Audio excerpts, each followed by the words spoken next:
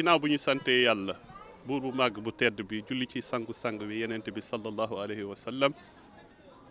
ñëw fii unité 7 ci jumaa bi ci teewaay imam Mourtala Lo fas yéene samp ay garab ci diwaan bi lu wër jumaa ji ak dëkkuwaay yi fii réeréewu leen mbir ne ay bés yu weesu njiitu réew bi muy suñu leaderu parti Alliance pour la République son excellence le président Macky Sall relancé woon na jiite woon na benn activité de relance bésub 7 muy relance cleaning day ñaax askan bi ñaax jigéen ñi ñaax góor ñi ñaax imaam yi ñaax bàjjeenu gex yi mu laaj leen ñu jël engagement pour améliorer leur cadre de vie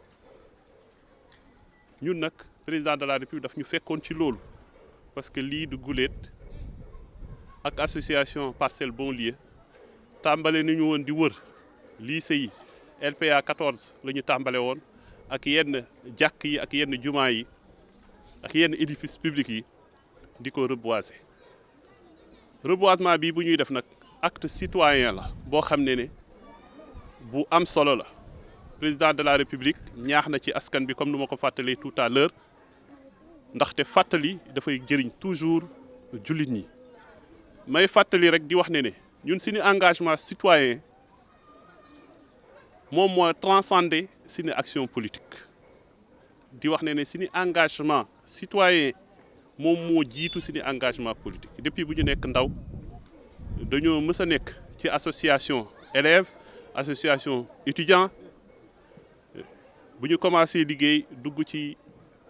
syndicat nekk ci association culturelle yi et association sportive loolu lu muy firnde rek moom mooy ne ñun lu ñu gëm mooy lu yenent bi sallallahu alayhi wa sallam wax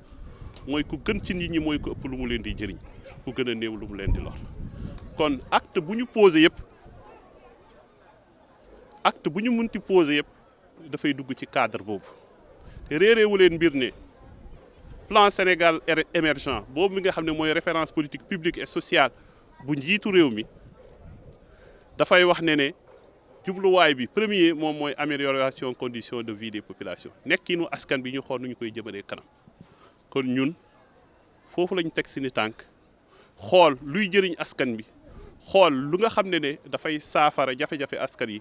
ñu nekk ci kon suñu ñëwee tey initier reboisement bi wër kër yi wër jumaa yi di fa jëmbat ay garab dafay nekk tontu li nga xam ne ni seen i njiit wax na ko muy le président de la république muy engagement bi mu wax na ko citoyens yi jël pour améliorer leur cadre de vie di fàttali ne rek liggéeyal ëllëg PSE vert daf cee bokk mooy reforestation durable de l'environnement loolu nag la ñu bëggoon yëkkati ay kàddu di ko jëmale ci askan bi askanu unité 7 di wax ne rek ñun parcellois de cœur lañu lu ñu ñor rek mooy nekkinu askan bi lépp li nga xam ne day jëmale askan ñuy rafetlu nag teewaayu imam Mourtala Lo fii ndaxte lépp lu nga xam ne dañ koy sumb fii ci unité 7 fii la ñuy njëkk a tàmbali ñëw sàkku ñaan ci moom rawatina sax yemul moom ci ñaan yi rek mais daf ñoo gunge ci liggéey bi gis ngeen ne buntu jàkk ji fii fu ñu taxaw lu ko wër teewee na bu ñuy gas teewee na bu ñuy jëmbat teewee na aussi bu ñu koy finaliser kon ñuy rafetlu bu baax a baax taxawaayam di wax ne rek njiitu diine lii la rek da ngay joxe exemple jullit ñi topp ci kon di sant di gërëm bu baax a baax askanu Parcelles Assainies di leen wax ne rek politique bii bu ñuy wax engagement politique bii bu ñuy wax lu ci jiitu moom mooy yëg askan bi safoo askan bi xam lan mooy jafe-jafe askan bi déglu askan bi gunge askan bi ci li nga xam ne loolu la ñu bëgg donc amélioration conditions de vie des populations amélioration cadre de vie population bi nga xam ne président de la République ñaax na ci askan bi ñun fekk nañu ci reboisement bokk na ci ñi nga xam ne par exemple dañu am pas-pasu diine lii nii garab bii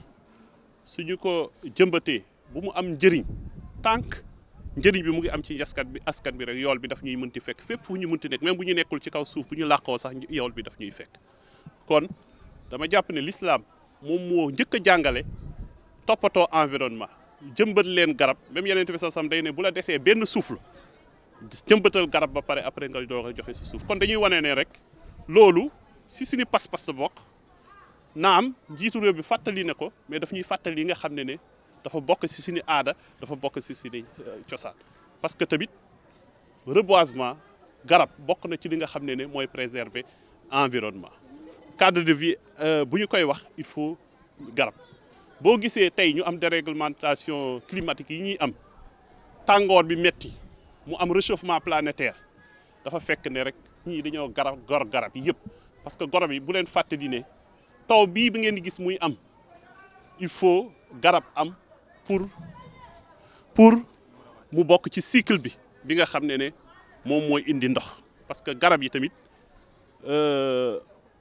oxygène bi détérioration couche d'ozone bii bu nga xam ne ñu ngi koy gis mu bëri trop par l'industrialisation dégagement CO2 yi mais c'est parce que gars yi dañoo garab bi ba garab yi fonction yi ñu doon jouer amatul léegi nit ñi dañuy privilégier les bâtiments au profit de l'environnement c'est pourquoi boo xoolee ne fële ci Yoff gis nañu ne y a un projet extrêmement important des hectares yoo xam ne président mu ngi koy indi bëgg fa tabax benn parc naturel boo xam ne loolu day contribuer pour développer un environnement vert c'est ça qui contribue à améliorer nekkini nit ñi conditions de vie population loolu c'est extrêmement important samp garab dafa mel ne sauver la vie pour man jàmm si la lépp xej jaamu yàlla même si jàmm la xej tey gis nañu ne le Sénégal est entouré par lu ñuy wax par une ceinture de feu gis nañu fépp dëkk yëpp dafa tàkk boo xoolee Mali lu fa am nga xool Guinée lu fa am nga xool yeneen dëkk yu wër Sénégal environnement bi nu ñu ko gisee mu bëri terrorisme bu fi am ay bandes armées yu fi am moo tax suñu gisee Sénégal jàmm bi am fii mais c'est parce que Sénégal dëkku diine la te diine dafay jàngale jàmm donc tey si ni mag ñu baax ñi dañu fay liggéey li nga xam ne xeex violence sous toutes ses formes mais gis nañu ne temps yi jafe-jafe askan bi indi na ñu gis forme de violence yi nga xam ne sénégalais xamuñu ko woon ay agressions yu ñuy gis ay rey nit yu ñuy gis ay tour deret bu bëri kon ñun en tant que acteur politique ñu nga xam ne nit ñi ay leaders d'opinion nit ñi dañuy déglu suñu devoir moom mooy inviter nit ñi à plus d'apaisement à revenir à la raison ñu armé wu waat encore valeurs yi nga xam ne am nañ ko muy valeur culturelle valeur culturelle yi nga xam ne am nañ ko yoo xam ne day nekk wéeruwaay yu doy yoo xam ne dinañ ñu permettre tey ñu mën a juguler le phénomène de la violence parce que tey Sénégal am nañ lu am solo loo xam ne gis nañ ko mooy le cousinage gis nañ ko fii ñëpp dañuy dund en parfaite symbiose tey gis nañu fii unité de voisinage bu ñu am y a une forte colonie chrétienne ñun fii am na ay musulmans yu bëri mais ñu ngi dund ci dundin boo xam ne dund di jàmm lu ko indi ci Sénégal mooy comme nu ma ko wax valeurs yoo xam ne sur lesquelles ñun la ñu adossé woon mooy forme cousinage yu ñuy am entre Pël ak séeréer entre Joola ak séeréer ak forme cousinage yu bëri yooyu indi na yoo xam ne dafay contribuer à apaiser le climat social. Acteurs politiques yi tamit je pense que de plus en plus ñu ngi sentir une certaine violence verbale nag lu ciy topp mooy violence physique il faut que ñu xool xam ne tey ku am yéene liggéey pour Sénégal doo def la promotion de la violence parce que Sénégal bi tey pour nga mën a liggéey il faut jàmm mën cee am kon ñun ñëpp ñoo am intérêt Sénégal jàmm mën fee sax jàmm mën fee yàgg pour ñu mën a liggéey réew bi jëm kanam parce que loolu tey yaakaar naa ne acteur politique bu ne ambition bu nga am pour être au pouvoir c'est pour mën a gën a servir sa askan mën a développer ay programmes ak ay projets yoo xam ne day am un impact certain sur le vécu des Sénégalais